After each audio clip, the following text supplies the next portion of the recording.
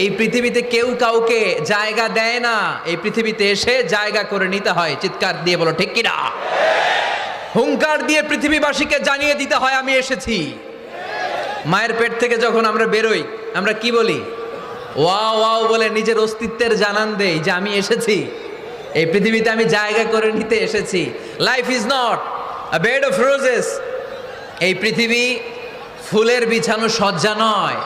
এখানে কষ্ট করতে হবে, পরিশ্রম করতে হবে, ঘাম ঝরাতে হবে। পরিশ্রমের ঘামে যে লোনা পানি থাকে, ওই লোনা পানিতে জন্ম নেয় সফলতার বীজ। এজন্য পরিশ্রম করতে হবে। সব নবীরা পরিশ্রমী ছিলেন, সব নবীরা কাজ করেছেন।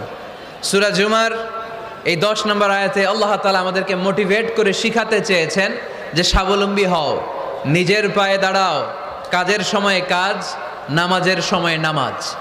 আজকে এই স্লোগানটা